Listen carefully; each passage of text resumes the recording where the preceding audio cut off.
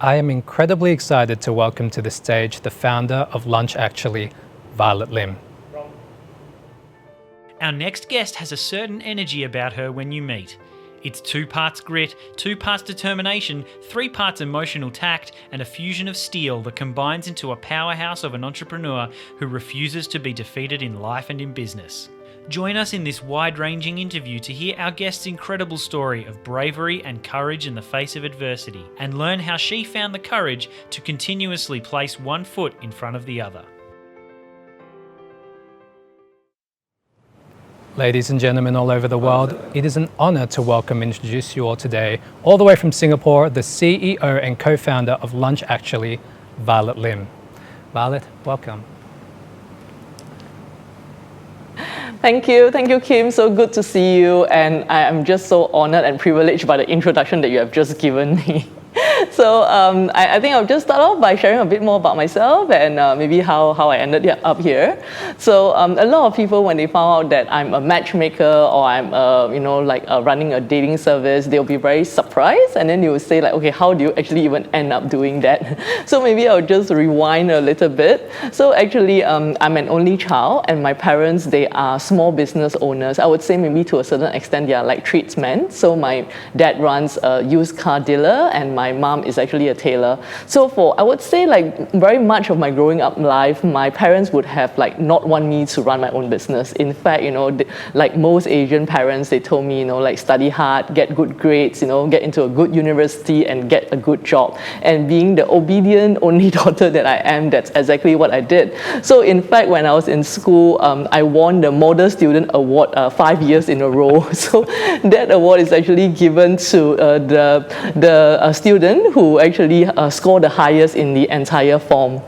So that was really how it was, like I went to a university, I actually read law, because I think a lot of Asians out there, maybe you can relate to me, because Asian parents, they all want their kids to be doctors, to be lawyers, and since I'm really scared of blood, like when I can't see blood, I'm like, ooh, I have this like icky feeling. So I thought, okay, like I'll be a lawyer.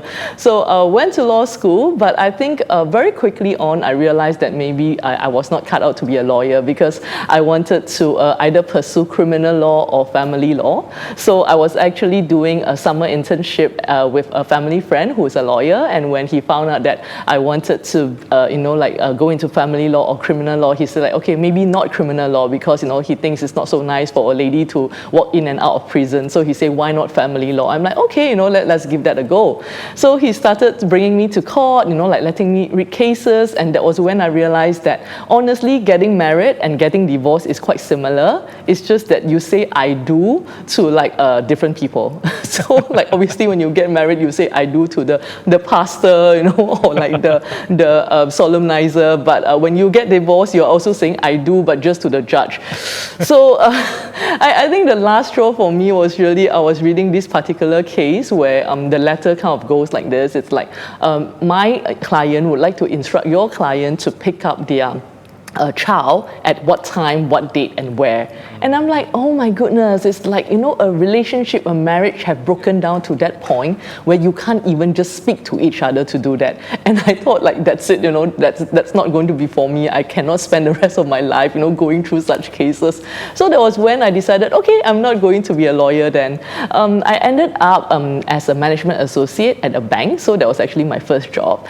And that was actually where I saw that a lot of my colleagues were single and not dating. And to me, that was like really interesting, because I'm sure like, Kym, for yourself as well, you probably have banker friends, and like bankers being bankers, they are really, eligible, attractive, they dress well. And I thought, why is it that they are still single? So I realized it's maybe because a lot of them, like they actually did not met their other half at school or at university, and that's actually where I met my then boyfriend, now husband. So I saw that, oh wow, if you kind of miss the opportunity of meeting someone, it's more difficult to meet someone. So that was really like the problem, like with entrepreneurs, you always kind of like see the problem, right? So I saw the problem. Then I chanced upon like the solution. So when I was working in the bank, I actually decided to, take a holiday, visit a girlfriend of mine who is working in Japan. So during that trip, I actually came across the concept of lunch dating. So there was nothing like it then, in Singapore or even in Asia. So I thought it was something very interesting, because like rather than just, meet your usual friends, your usual colleagues for lunch, why not meet someone that you have never met before? And who knows, something might actually come out of it. So, mind you, to remember this was 17 years ago, so that's no dating apps. So I thought like, wow, that's an amazing idea. And so that was really the solution that I found. So if you ask me if I'm a true blue entrepreneur, I would say no, because like I've mentioned just now, I've really been groomed by my parents to climb up the corporate ladder. But there was actually, I would say, a push factor. So when I was working in the bank, I realized that I wasn't excited. I couldn't really see how I was making a difference. I feel the things that I was doing was just not very tangible. Like the bank, whether it was making money, it was losing money. There were like 3,000 over employees in the bank that time in Singapore. And I couldn't see what I was doing day in, day out. How do I actually make a difference? So that was something that I was very concerned about. And the other thing that I knew that maybe I'm just not cut out to climb the corporate ladder was when I remember, sitting at my cubicle and then looking at what my boss was doing. Because I was very logical, and I know that obviously I'm an entry-level person. I'm not going to be making big decisions and things like that, right? So I was willing to wait. But I just remember sitting at my cubicle and looking at my boss in her nice glass office, and I was like, I don't think I want to be doing what she's doing in 10 years' time either. So I think that was really the time I knew okay, maybe I'm just not cut out to climb the corporate ladder. So equipped with this problem that I saw and then this solution that I found, and I also realized that even though I've never matchmade any of my friends at that point, I am the person that they always go to when they have relationship problems. So whenever people have relationship problems, they're always calling me, and then I'll be on the house phone, with the guy, and then on the mobile phone with the girl, and solving their problems. So that was really how 17 years ago, in 2004, how I quit my job and started Lunch actually with my then boyfriend, now husband. So let me get this right and clear. You went from helping people separate to helping people get together. And you went from not making life-changing decisions in the bank to helping people make life-changing decisions. These are opposite ends of the spectrum. Okay. Yes. Yeah, exactly. I never thought about it that way, but yeah. Tell me, I've read an interesting statistic when I did a bit of research on your story. And Lunch actually is responsible for, I think the statistic is 100,000 lunch dates. Is that correct? Yeah, more than that actually, maybe about 150,000 lunch dates. 150,000, yeah. Okay, so we need to have a conversation after this because I think you need to help me out. Okay, now you've painted... Yeah, no problem, let's take that offline. You've painted an incredible story of how you went through the corporate ladder, you've gone to create this organization based on a problem that you saw and something that you naturally did anyway for your friends. Now, we both know that the journey wasn't as simple as that, and there were a lot of bumps and hurdles, especially in the public press. Now, I read a lot about how public some of these barriers and obstacles were. Can you share? The media is very interested in. So I always say to my friends, I say, if you always have this, dream of appearing on media, be it newspaper, be it TV, join the dating industry. I can guarantee you, you will at least get one media feature because really, people are always interested about helping people find love. They are always interested in things like that. So that being something that is good, it can also sometimes be something that is not so positive when maybe the news is not so positive. So I remember one of the earliest, maybe not so positive news that came out was quite in the early days. I can't remember the year exactly, but maybe like 4 or 5 years into the business. So I was very shocked. I got this call from one of the major newspaper in Singapore, and then they say they are going to cover this story about this lady who is very, very upset with us because she came to us, she met up with one of our dating consultants, one of our matchmakers, and then we sort of rejected her. We didn't take her on as a client, and they're going to cover a story about that. And I'm like, oh my goodness, right? What is going to happen?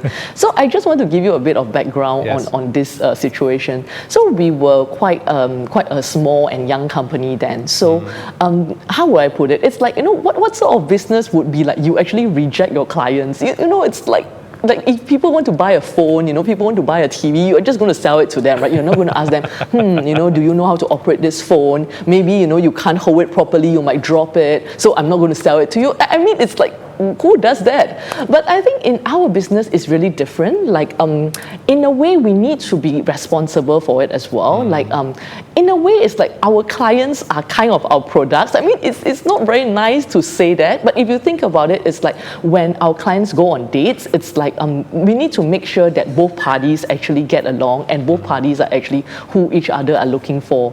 So at that point, we are very, very early days in the business. So we kind of want to make sure that if we take anybody in, we have the right, I would say, match for them.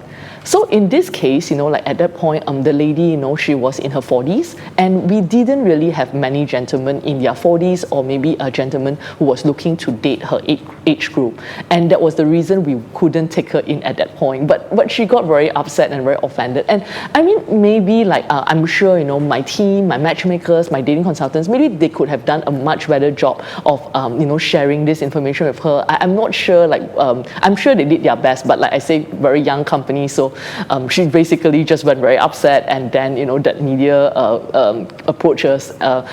Thankfully, they actually asked for our side of the story. So, like how I'm explaining to you right now, I shared with them, it's like, obviously as a business, there's no reason why we want to reject clients. There's no reason why we do not want to help people. But at the end of the day, we just want to make sure that when we bring anybody in, like we would already have some potential matches for them. If not, we do not want to bring them in and, get their hopes up, and it just doesn't work out, right? So, yeah, that story went out, and it was quite crazy. It was a huge coverage, like in, the best-selling newspaper here in Singapore. But I think thankfully, like people really see two sides of the story.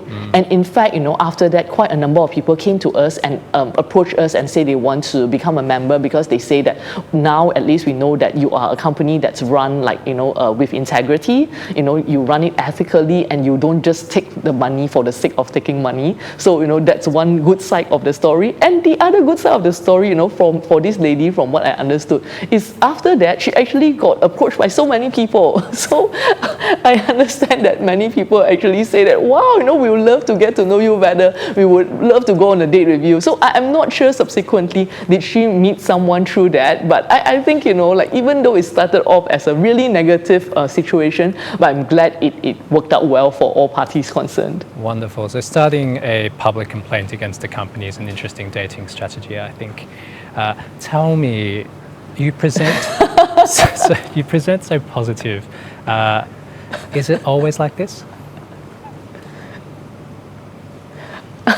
No, for sure. It's like I have my ups and downs days, like there are definitely days that I just want to like stay in bed. I just want to like, be under my blanket, under my duvet, and I'm like, like just shut out the world and not want to do anything. Definitely, I do have days like that. Okay, tell me about those days. I want to know more.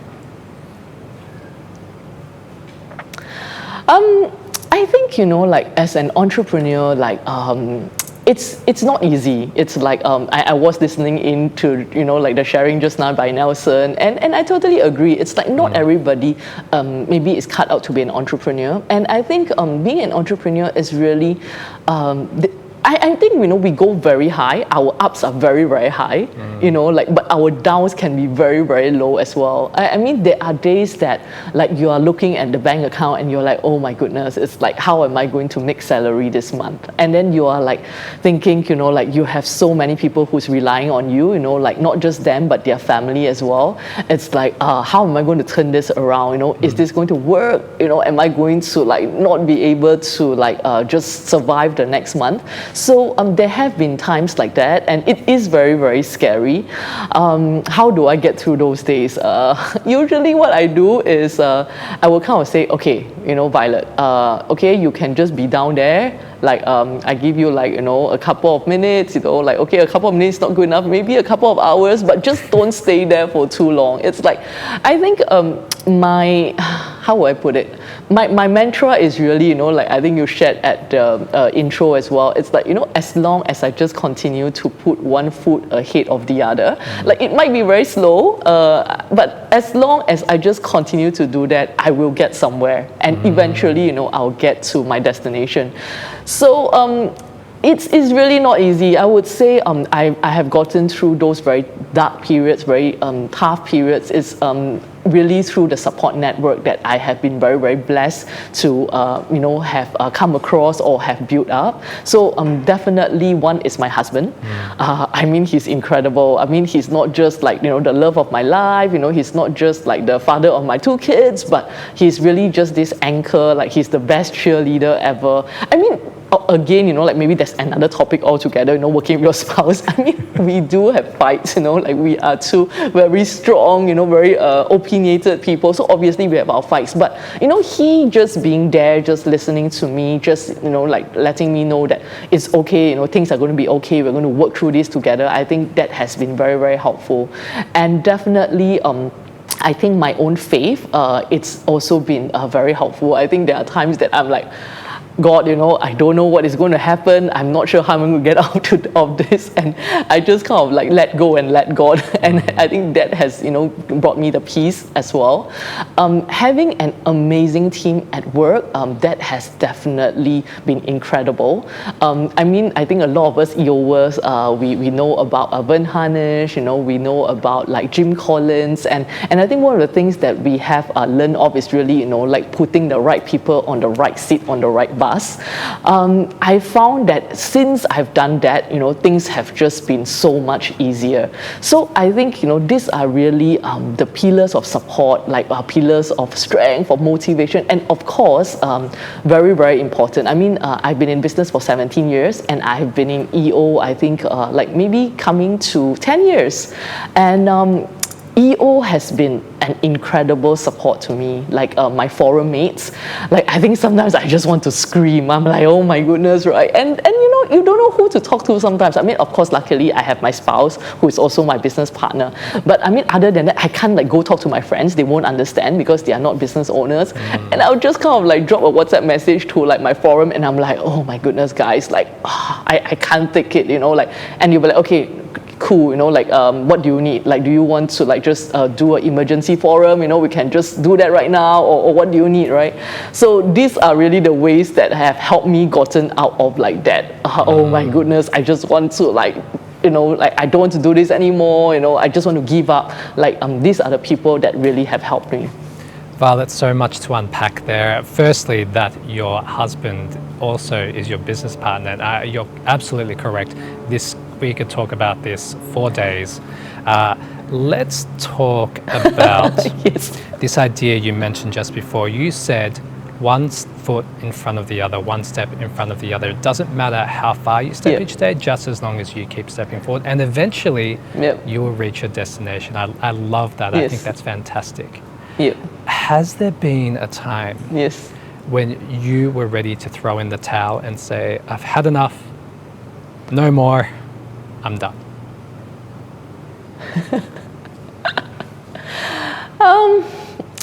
I you know, when you're asking this question, like what was going through my mind, it's like, I think I'm just too committed to like my vision, my mission, like what we are doing, that I'm not committed enough to throw in the towel. Wow.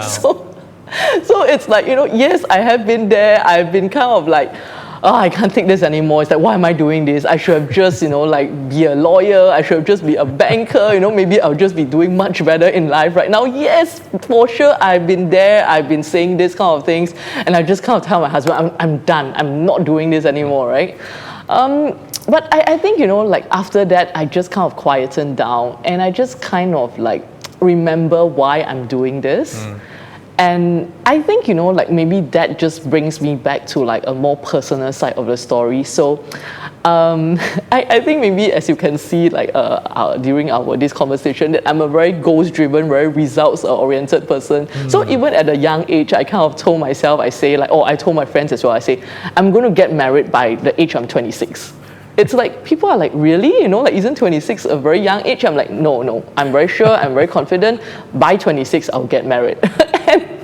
And I think, being like a so-called really results-oriented person, I managed to cut that by a year. So I actually got married at 25. So, got married at 25. So same thing, the next thing was like starting a family. So my husband, he loves kids. For me, I was like thinking, maybe you'll just have one because I'm an only child. I'm like, it's nice being an only child, right? So then, once we got married, immediately, we worked on the project of like having our first kid. So first month, it didn't happen. Second month, it didn't happen. Third month, it didn't happen. Fourth month, it didn't happen. And I told my husband, I say, hey, you know what? I think let's just forget about it for now. Like maybe we can try again when I'm 30. Because I'm just kind of the type of person, like when I work for something, I work towards something, something needs to be happening, right? But I think, like with pregnancy, with childbirth, like it doesn't work that way. But thankfully, fifth month, it happened, and then I was pregnant. So, by 26, we had our first child. I was 26, my husband was 30. And by 29, we had our second child. So our first child is a boy, our second child is a daughter. And so kind of like by 30, like I have like what people might perceive as, like a happy family, like, amazing husband, like one boy, one girl, like Chinese, like, they love the whole like one boy, one girl. It makes like the word good, right? How? So I think, I don't think I'm such an amazing person that I deserve all of these things. And I just think like there must be a reason why I am just so blessed. And I think for me, like my personal mission is really like, I want to help others to find the happiness that I found. Like I really want to like pay it forward. And I think that's not many professions or industry out there that you can change not just one person's life, but you're really changing like generations to come. Because honestly, I have had quite a number of couples who share with me that if they have not met through us, chances are they will have never have met. Because, even though Singapore is such a small world, and if you think about it, it's like you should have some mutual friends on Facebook, but we have couples who say that like they have no mutual friends at all. If they've not met at lunch, actually, they would never have met. And some of these couples, they are now like my Facebook friends. So I see them, I see their wedding photos. I see them having their first kid. I see them celebrating their kid's birthday. I see them celebrating their wedding anniversary. So I think this is really why I'm not so committed to throw in the towel, even though, yes, there are times that I really like, this is it, I don't want to do this anymore. And then that's when I kind of go to my Facebook and I like look through some of this. I'm like, okay, that's a reason why I'm doing this. Like I'm really here to like bless others. I'm really here to help others to find the happiness that I found. I'm getting a sense of you, Violet. The more we have this conversation, there were a few things that you've mentioned. You won 5 times Model Student of the Year at your high school in consecutive years. You studied law. You got married very young. You beat it by a year of the goal that you set. I think you set 26, but you got married at 25. And then you had a son and a daughter. So by all accounts, you've ticked a lot of those boxes very quickly. And when I reflect on my conversation with Mark and with Nelson earlier today, one thing that they both said to me, or they expressed to me this idea, is that their reason, their why and happiness was an iterative process that they rediscover constantly. Whereas it sounds like to me, you stumbled upon yours very quickly because you speak about it with such confidence. The truth is, Kym, I think, similar to Mark and, like Nelson, it is really a journey. Like, there are times that I am like super sure like of my why, it's like there are days that I'm like, should I be doing something different? Is this really the only way that I can make a difference to the world? I would say it's like, it's not always so 100%. Like, just to be very honest with you, like there are days that I do wonder, like, and then, it's really to just, like what I've mentioned, like that that entire process of just going back, like I have a personal mission that I have written down, I think maybe about 5-6 years ago, so I do revisit that. And I mean, sometimes when that doesn't feel so right anymore, like I am perfectly happy to just kind of like go back to the drawing board and say, okay, you know, like, because I turned 41 this year, and I think, you know, like a different stage of my life, maybe, you know, it might be something different. So actually my personal mission at the end of the day, it was really more about relationships. It's not so much just about love, romantic relationships. It's really about nurturing relationships, and I believe that that's something that have always felt very close to my heart. Like I mentioned, you know, as a kid, you know, I would be like helping my friends with their relationship problems, you know, wanting to pursue family law, and then now with matchmaking, and I think now with parenting as well. Like now my kids, they are like teenagers, and actually, you know, like I never managed to mention at any point about interview, but maybe this might be a good time to mention. So both my kids have special needs. So my son is actually on the autism spectrum, and my daughter actually has ADHD. So I would say it's like, I think it is evolving, you know, like I am still definitely very committed to the business mission, you know, of me wanting to make a difference to people's life. But I would say it does evolve, and sometimes like I might not feel it as strongly as some other days. So tell me, I think we'll circle back to your children in a little bit, because that is an interesting plot twist to the narrative that you've shared today. Yes. What do you share with people who struggle to find purpose and vision and goals?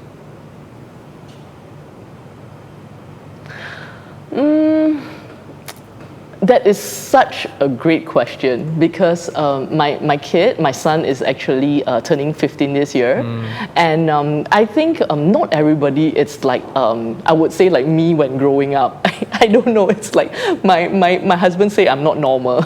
Okay, I mean, just to share some not normal things that I do. It's like, I'm like the child that, you know, those days we don't have internet. It's like, you know, we have newspaper, and, you know, all the like so-called enrichment classes, you know, it's on newspaper, right? It's on classifieds, it's on like one of those small advertisements. Like I'm the child that kind of like go through the newspaper, look at what I want to do for my holidays, and then like kind of call them up and find out more. And then after that, tell my parents like, oh, please go sign me up for this, or just give me the money, you know, I'll just go pay. It's like, I don't think that's, I mean, to me that time it's like, yeah, you know, don't people do that? But apparently it's not very normal. So I think it's like, anyway, going back to my son, so you know, he's 15 this year, and of course we have a lot of conversations. Every week I actually would, we have our weekly date. So our weekly date is actually we go for a walk, you know, like Botanic Gardens here in Singapore, it's beautiful. So every Sunday we'll go for our walk. And I start to realize that, you know, he's at a stage where he is looking to, you know, discover what his path is, you know, like why is he here, what is the meaning of life, because, you know, that's the kind of conversations we are having, right? Because he's kind of sharing with me, he's like, oh my goodness, you know, like now it's mid-year, and then now the next part, you know, I have to start preparing for O-levels, and next year is O-levels, after that is A-levels, and then, you know, like after that I'm going to the army, then, you know, university, you know. So in his mind, everything is just like one thing after the other, and what's next, you know, like he feel that probably maybe he doesn't have a choice. It's just kind of like, it's just in front of him, he just have to do it, everybody does it, what is the meaning of life? So very interestingly, that's the conversation that I just had with my husband yesterday. So I was sharing with him this conversation that I have with my son, and then my husband said, yeah, you know, I totally get it, that was where I was, you know, when I was his age, and my husband already in his mind have a very clear idea of the talk that he's going to have with my son. But I think for me, what I would do, you know, in this situation is I want to really just challenge his paradigm, because like I say, his paradigm right now is just that I don't have a choice. You know, this is what I have to do. I just need to do it.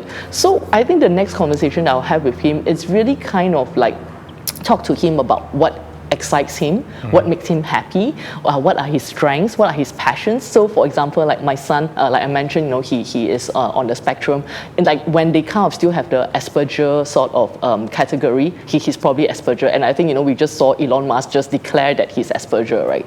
So I think he has very when he has an interest, he go very deep into it, and it's crazy. Like at one point he was into linguistics, like. Wow. He's asking me all these questions, and I'm like, oh my goodness, I need to like find a linguistic professor or something, because there's no way I can even spar with him. I have no idea what he's talking about.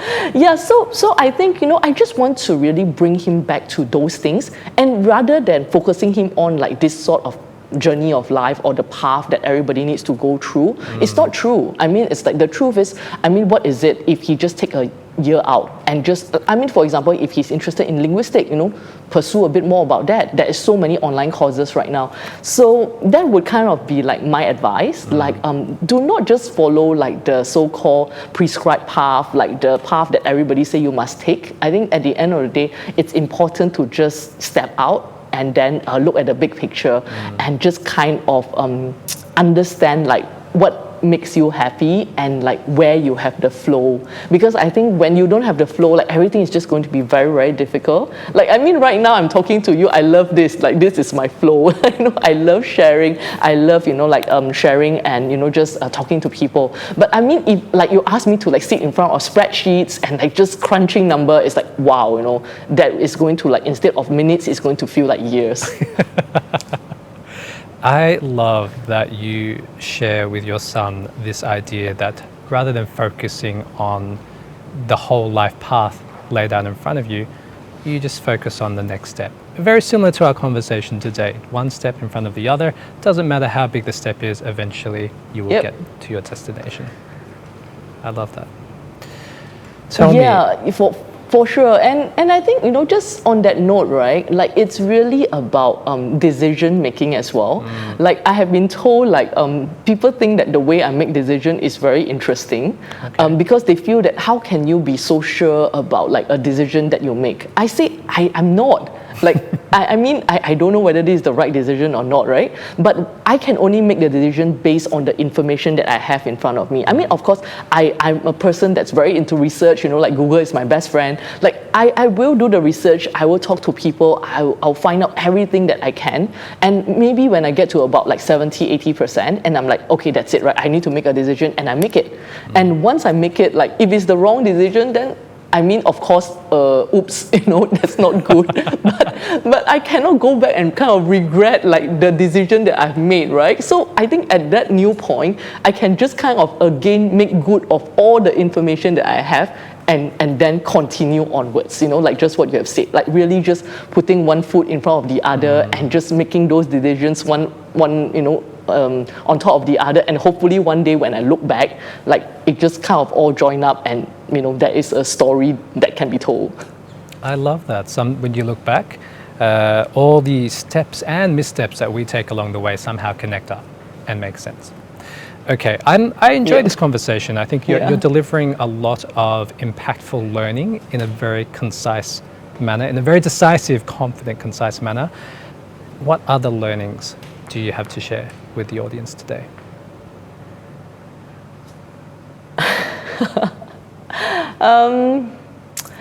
I think that there's just so many things that I've been through in the last 17 years of my entrepreneurship journey.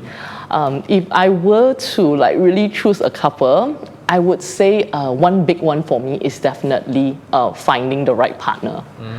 So I think finding the right partner, of course, it applies to life. It's like you don't need to come to lunch actually, you can find the partner any way you want it to.